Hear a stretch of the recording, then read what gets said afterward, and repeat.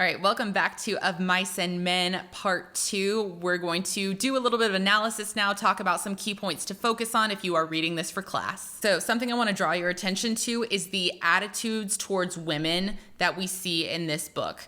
Now, in Part 2, Curly's wife is introduced. So in spite of having a fairly major role in this book, she doesn't have a name. She is only ever known as Curly's wife. The speaker is really ranking her as a possession. Her only status, her only purpose on this ranch is tied to her husband. Also, look at the language that George and the other men use to talk about her and about other women throughout this book. There are words like tart, rat trap, jailbait. There's very much the sense that women are dangerous and they're only there to trip men up. You should also notice the color red and how it is used in relation to women. So Curly's wife has red lipstick, points out that she has red shoes. We'll learn in the next section that the girl in Weed, she was wearing a red dress. Now, red is very symbolic in literature and film. It can mean romance, it can mean anger, it can also mean danger.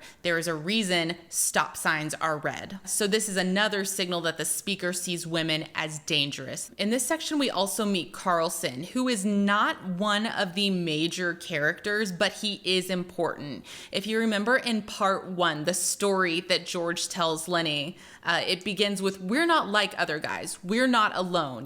We have somebody to take care of us.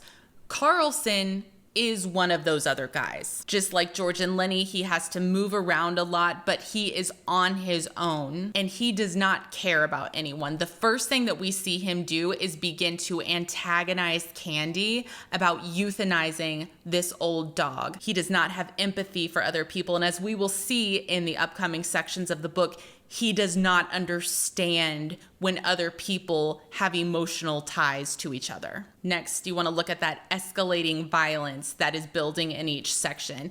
Now, in Part 1, we saw some unintentional harm happening where Lenny killed the mouse, but he also touched the young woman's dress. Now, there is no physical altercation in Part 2, but there is the intentional threat of violence. Curly wants to fight Lenny. Candy warns George that he and Lenny are in a dangerous place with Curly. So even though there may not be any physical contact portrayed here, there is the threat of something to come, and it's an intentional, violent threat.